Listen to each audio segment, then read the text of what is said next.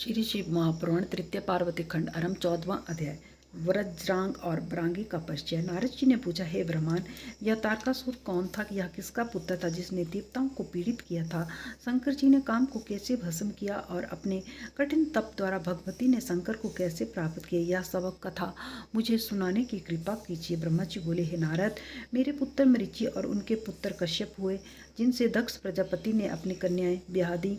उनमें सबसे बड़ी कन्या दीति थी, जिसने हिरण्यकशिपु और हिरण्याक्ष नामक दो पुत्र उत्पन्न किए। दोनों देवताओं के लिए परम दुखदायी थे, जिन्हें नरहरि रूप धारण कर विष्णु जी ने मार डाला। इससे अपने पुत्रों के मरण से दीति को बड़ा दुख हुआ और वह अपने पति परम तपस्वी कश्यप के पास गई तथा उनकी बहुत सेवा कर पुनः गर्भ को धारण किया। परंतु इसका समाचार पाकर परम ध्योगी इंद्र ने छिद्र देकर दीति के गर्भ में प्रवेश कर वज्र से उसके टुकड़े टुकड़े कर दिए। परंतु दीति के कठिन व्रत से गर्भ नहीं मरा। उनसे 49 मरुदगण उत्पन्न हुए। इंद्र ने उन्हें अपना भाई बना लिया।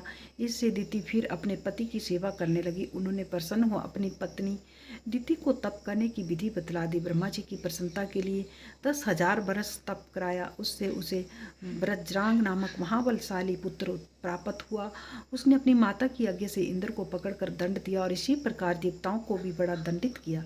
इससे दीति को हर्ष और देवताओं को बड़ा दुख प्राप्त हुआ। तब मैंने कश्यप जी से मिलकर देवताओं का दुख दूर किया।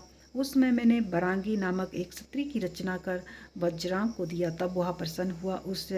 उसने देवताओं को कष्ट देने वाला फिर एक पुत्र उत्पन्न करना चाहा। ओम नमः शिवाय।